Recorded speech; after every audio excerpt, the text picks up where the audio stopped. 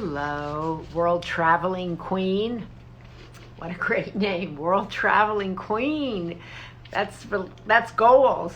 Hello, Helen MB27. Hi from Ireland. Oh, that's so exciting. Hi from Ireland. Wow. And then hi from London. Wow. Gosh, Debbie Montgomery 5257. Hi, Debbie. Theresa. Hi, Beth. Hi, Renata. Hi. Michael, Juan. Tampa is in the house. Ireland is in the house. Tampa is in the house. London is in the house. LA is in the house. Nikki from Delaware is in the house. Wow, we're really covering everywhere. DC is in the house. Dave J22VT. DC is in the house. Oh, Santa Monica's in the house. Northern California is in the house. I love this. Texas is in the house. How are we doing in Texas there? Oh my God, there's so much going on in Texas. The grid. Wow. Anyway, thank you for Texas. Germany is in the house. This is fun, actually. England is, now another England is in the house. Paramount, New York, Happy Dog Gallery Art. New York is in the house. San Mateo is in the house. Dallas is in the house. Philly is in the house. Oh my God, this is hysterical. British Columbia, Bon Bay ASA, British Columbia, Salem, Oregon from Brenda, Boston, Wisconsin, don't forget Wisconsin, Paris, France, oh my God, Canada, Orlando, this is funny. Carrie is from Minnesota, Arizona, I love Arizona actually. Wow, this is so fun. And there's another Ireland I could listen to you all day. Seattle is in the house. Cape Cod is in the house. Sydney, Australia is in the house. Somebody says in your backyard, wherever you, not actually in my backyard, but in my backyard in LA. That's so great. We're fully open here in LA, which is exciting. I'm still wearing my mask. I'm still carrying my mask around, but we're open in California. Open for business, open for visitors. Italy's in the house. Woo! Houston, Texas is in the house. Sacramento area. I spent a lot of time in Sacramento. Really liked it.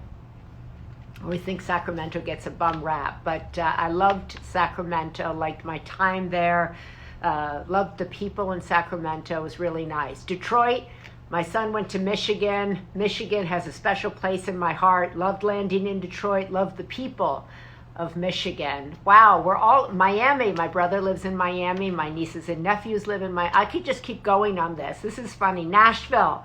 I've thought about moving to Nashville. Should I move to Nashville?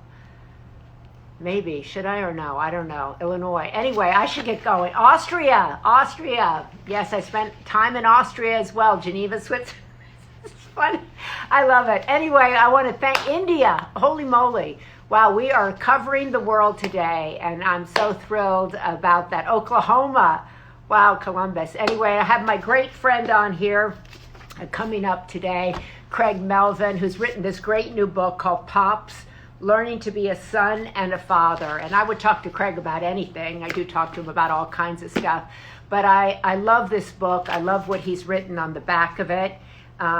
He said, my feelings about my dad and my childhood are complicated and I'm still sorting them out. The same with my feelings about fatherhood in general. That's part of the reason I'm writing this book. And it goes on. A lot of ground to cover. He said, my dad and I took work and time, but we've come to a good place. And this is a book, is the story of both of our journeys. So I think it's so brave to write a book about the truth of your relationship with a parent or anything, really, your story. And this is a book about addiction, about estrangement, about coming together, about fatherhood, about being disappointed, about forgiveness. And I love that because that's the story of all of our lives, right? Maybe it's not addiction per se, but learning how to forgive, learning how to carry on, learning how not to give up on people. I love that theme, and I love Craig. So, I mean, you know, I have to find him on here. He's somewhere. I don't know where he is. But you might have to request him. Oh, I have to request him? Oh, my God. How do I do that? Oh, come on, Craig. Request me. There he is. Send request. Anyway, he's busy. He's got a full-time gig, but he's out with probably full. There he is. Maria, I'm not sure what happened. Well, nothing happened. I was just cruising along here waiting for you, which I'm happy to do. Oh, you're coming down the steps. Sorry about that. How are you, my friend? I'm so happy to see you. I am so happy to see you. I'm so proud of you about this book. Well, you're very kind. It was I'm very kind. It's very true. First of all, I said I love Craig, and I will talk to Craig about anything, and we have talked about everything. But I love this subject, not just because it's Father's Day in a few days, but I think it's such a real topic. And I just want to give you big congrats, big hug for tackling it. How is it going? It came out the other day. How are you feeling about it? How are you feeling talking about it? Talking about it's weird, because I know you, but a lot of the conversations I've had have been with sort of, strangers, and talking to strangers about the book affirmed why I wrote the book. I'm kind of a private person. I don't really like sharing a great deal about my life, and I tend to think that by and large we overshare in general. But when my dad got sober in 2018, he and I had some conversations about using his power, or using the power of his story rather, to do some good and help other families and help others who are struggling mightily with addiction. So been good hearing from people who are in similar situations, Maria, people who have not been able to get a monkey off their back for 30 or 40 years, or families that have ostracized loved ones because of their addiction. So it's been good hearing from people who are reading the book, and some who've actually finished the book, and it's helping people. What you said that it's affirmed, talking to strangers has actually affirmed why you wrote this book. What are you hearing from them? Are you finding a community you didn't know existed? Are you finding addiction is more prevalent than you thought? Are you finding more people estranged than you thought? What's the undercurrent? The first two. I did not know that this community existed, and I guess I didn't know it because I didn't really put myself out there and explain why I'm a part of this community. But it's also addiction. It's funny because I think the way that we view addiction has changed dramatically in a fairly short period of time.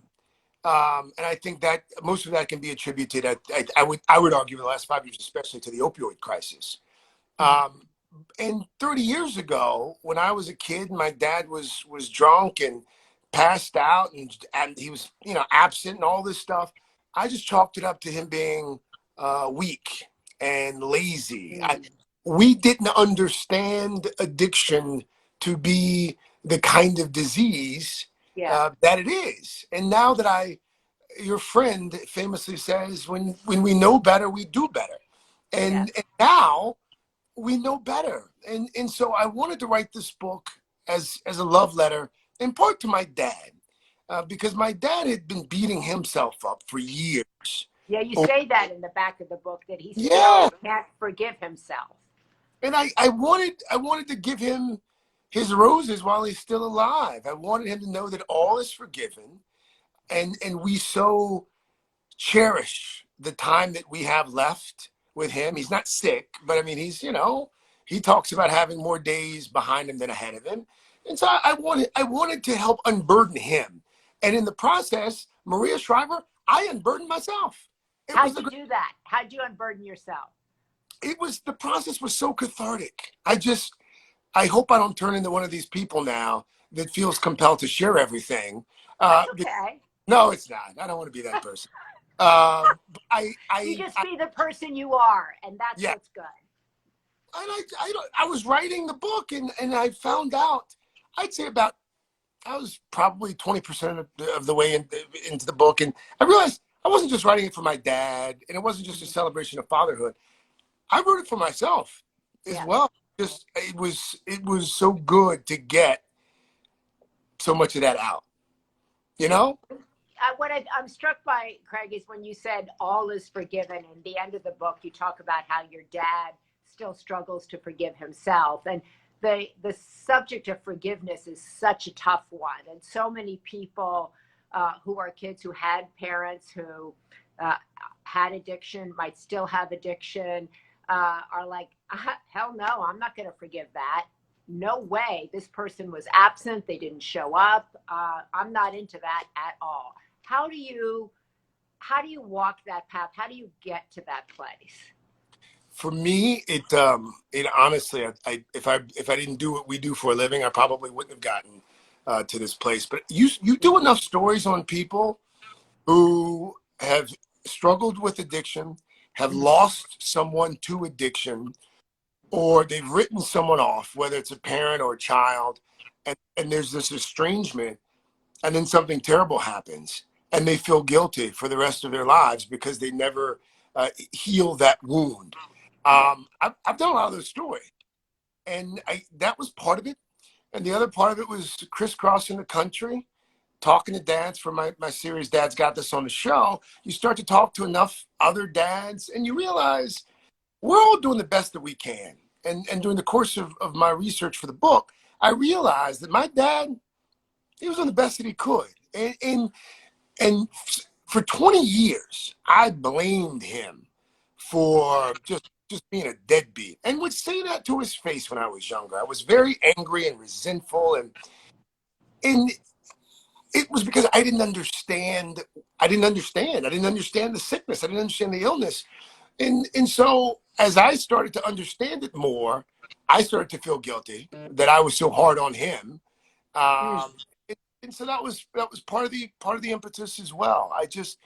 What's remarkable about my dad's story, he was 67, Maria. We had tried a number of interventions. Mm-hmm. And at 67, he decided, you know what? Now's the time to start my life anew. He didn't know, my dad didn't even know who his father was until he was almost a teenager.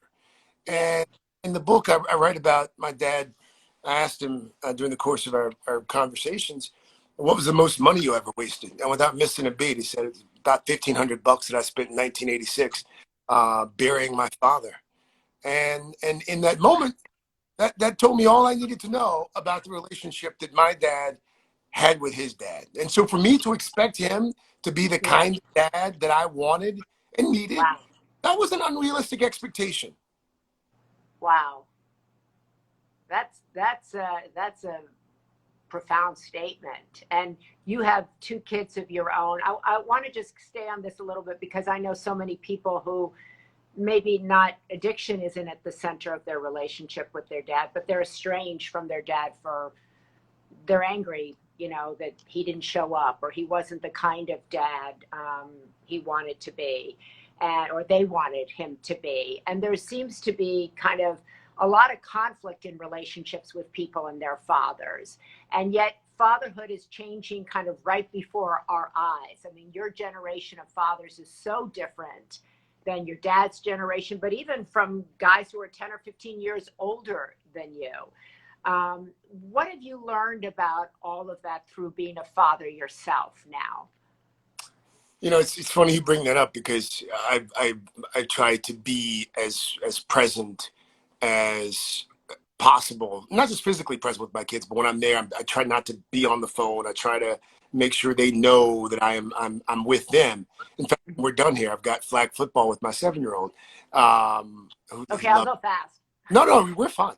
But he loves football. So anyway, one of the things that I've learned is that we can be hard on ourselves. Like dads can be really hard. And as I'm having this conversation with you, there's a little fellow that just poked his. You want to say hi to the Shriver? Just say hi from there. Right. Can you go back upstairs for like 15 minutes for me, please? Thank you. Love you. Love you. Yeah, that's a big thing. Just that in and of itself, a lot of people grow up with dads not saying, I love you. Oh. Not being demonstrative, not being physical, not being there, like what you just said, not with I love you. My kids probably get sick of the attention and affection. Yeah. Oh no, there's a lot of I love you and hugs and smooches, as my daughter calls them.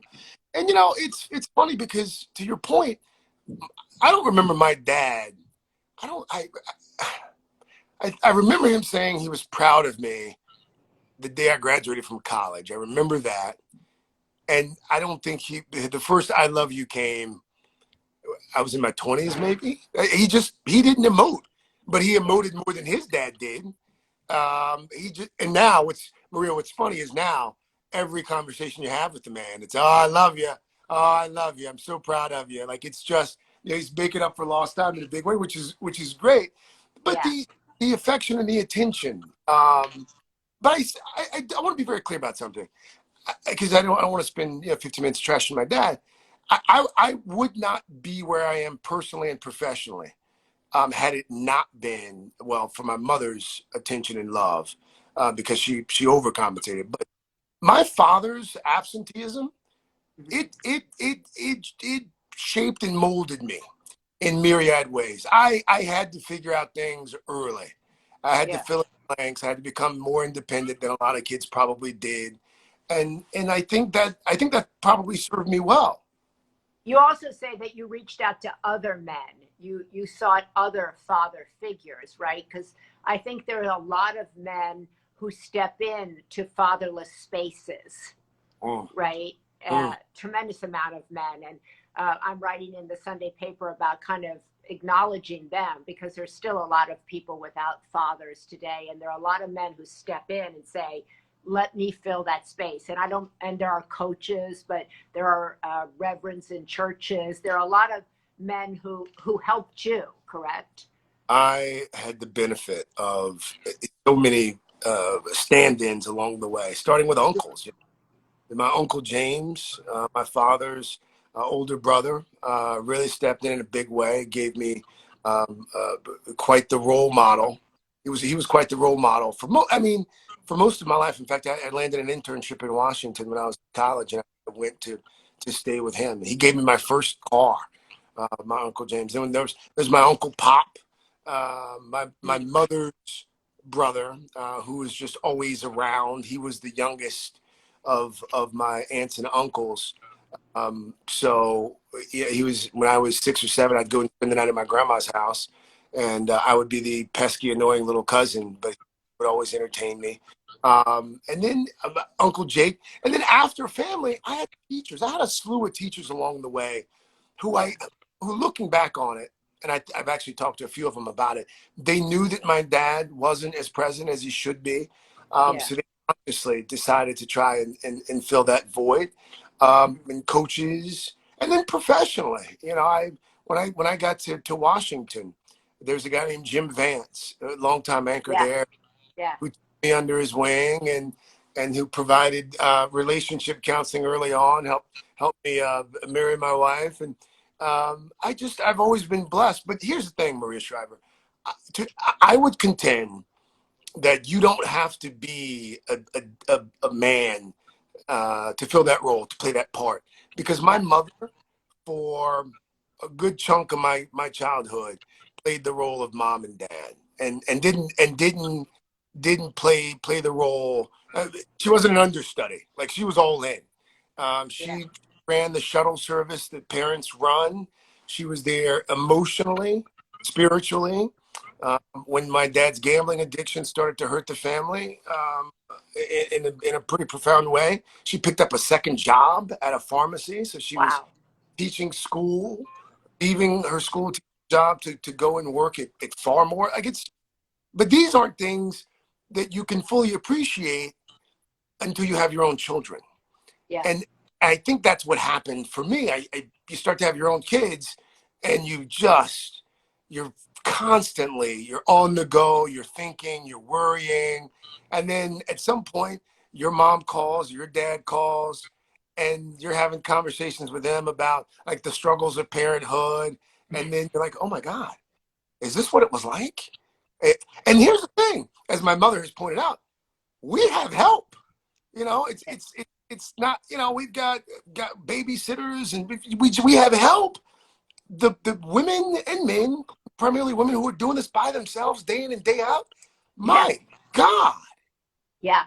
I read a great piece the other day that talked about allo parenting and how actually, it had always taken a village, that we're just kind of catching up to that lately. And that, we really all need to step in, even if you have, and the research shows you need one really committed parent or caregiver, and that can make all the difference. But that it really does require a community to raise up a human being. So, I think what's great about this story is that people who aren't biological dads or moms can step in when you see a child who might not have a present mom or dad, that you can step in, and that can make a huge difference, that you can step in a professional way as a mentor, and that can make a huge difference, that there's all of these acts of humanity along the way that make a huge difference in a person's life.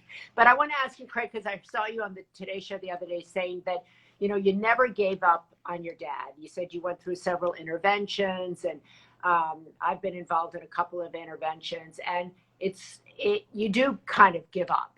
It's kind of like, okay, that didn't work. I guess, like, how'd you not give up? And for people who are in the, throes of dealing with a family member who might be struggling with addiction, it doesn't matter. The kind of addiction might be estranged, as I said, and they just are exhausted and want to give up.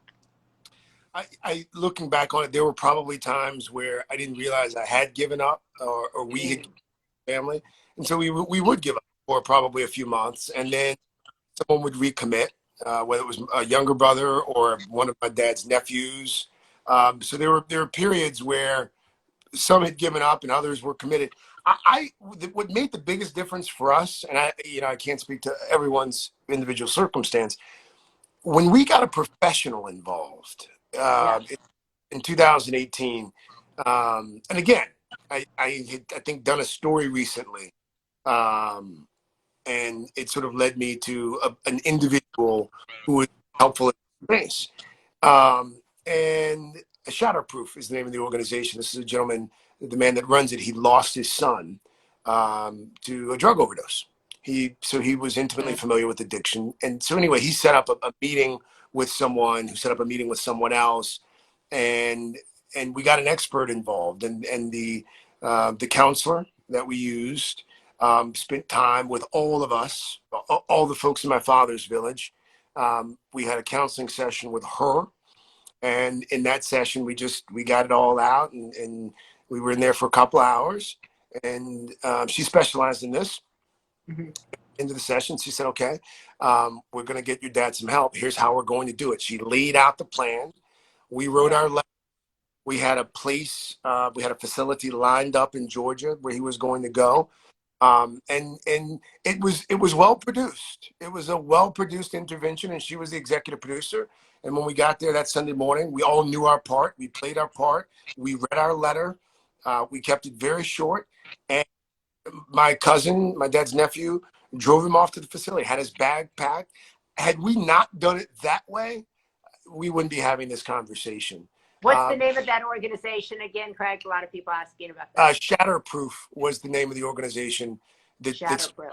They specialize primarily with folks who have substance abuse issues, drug abuse specifically. But he was able to connect me with someone for alcohol abuse. But no, I mean, we tried it the old-fashioned way. Like, oh, Dad, we love you. We want you to do right and live better. You're better than this. And I just fell on deaf ears.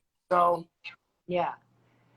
Some people saying, I know it is expensive to get somebody to come in who might be a professional, but there are a lot of people who do this. They're nonprofits. There is a lot of help out there. So just try to pick up the phone to any of these organizations, and they do have ways of helping you if you're economically disadvantaged or can't afford their support. So I know a couple of people said, I'd like to do that, or I'd like to have that help, but it's expensive.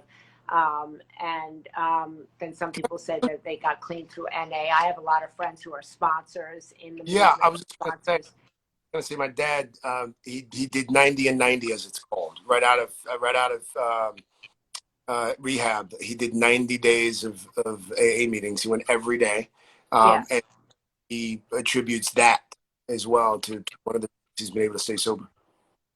Craig, did you worry finally about kind of telling your dad's story? Because often find that when you're a public figure, where your story starts in it, other people are involved in it, right? And so it's not just your story, it's their story too. So how do you tell your story, respect their story, allow their story to be public? Did you have to convince him of that or no? No, what I didn't want to be was exploitive.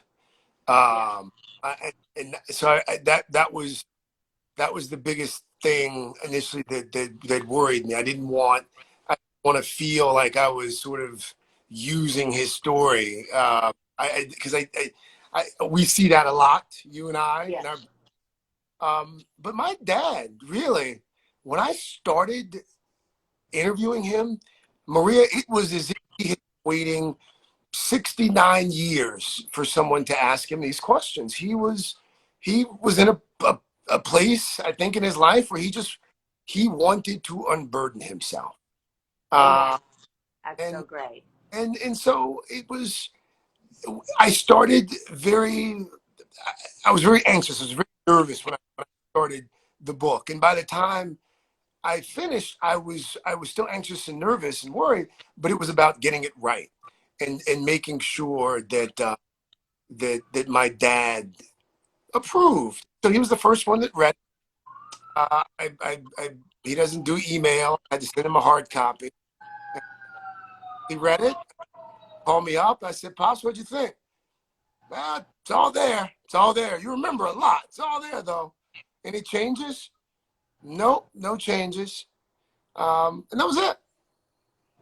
It's so beautiful. I urge everybody, the book is called Pops, Learning How to Be a Son and a Father. Craig has 2 kids of his own. And I love the end of the book. You write about finding out from your mom that your dad watches you on TV. And sometimes if you're on it for a breaking story, for 4 hours, he doesn't get up from beginning to end and watches you all the way through. And that kind of made me tear up. But it was when my mom was alive, she watched everything I did.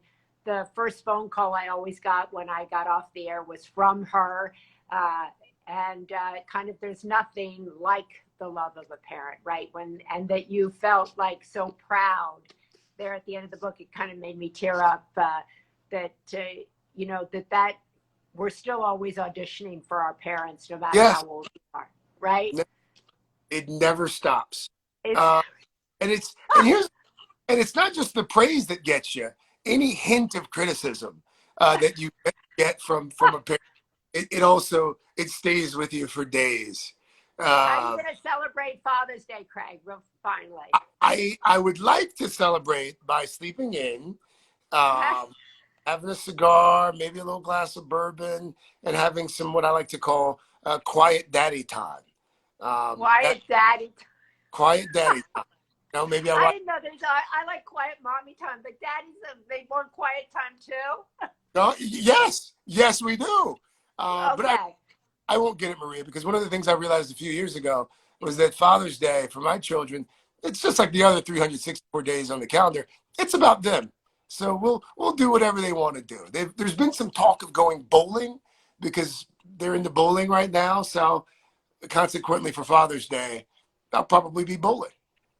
Well, I hope this book gets into the hands of everybody who needs it, because there are millions of people who need it. And I thank you for the courage that it took to write this story. I love the conversation that we just had. I love the idea of unburdening oneself, and also asking your dad the story of his life. So many people never get asked the story of their lives. The good, the bad, they just don't get asked to tell the story of their lives. And that's what I think is so great about our profession, actually, that we get to ask people on a good day the story of their lives. And it's really a beautiful thing to watch people tell their story and feel valued. And I think it's a beautiful thing you did, kind of 2 generations right here. There you are with your wife, Lindsay, and your kids. I saw in there that you're worried your kids like aren't maybe resilient enough like you. I'm like, oh my God. That Oh, reminds me of something else I know. no question. No question. My kids, Maria, I mean, this will be a separate IG chat. I know that I am raising soft children. Oh, Uh, stop it. I like that is so, I know someone else who like, maybe I'm raising soft children. I mean, maybe you're raising great kids and maybe maybe, you're not raising, like maybe they're just perfect, right? They're going to go play flag football. He's going to get tackled. It's going to be okay. and then Chill. he's going to come home and complain about dinner, because he thinks that I run a restaurant upstairs. And when we were growing up, Maria, I remember vividly. My mother used to cook liver and onions. That was a big meal in the house. Oh, And I have liver all the time too. oh, ugh, and spaghetti. Like we only had like 4 or 5 meals. That was it, and we would rotate through them. And when you sat down, you just ate what was in front of you. There were no questions. Yes. At dinner time in my house, we'll have whatever meal we've prepared. And then if Dell or Sybil, if they decide on a Thursday, I don't really want to do pasta tonight. I don't really like chicken tonight. They are like, what else do we have? What else? Can I have this? Can you put this in the microwave? Can you do? And my wife and I, we actually get up and do it. It's and we because at some point Okay, so you take that to the therapist. I know it's my fault. We appease because it's easier and we're tired.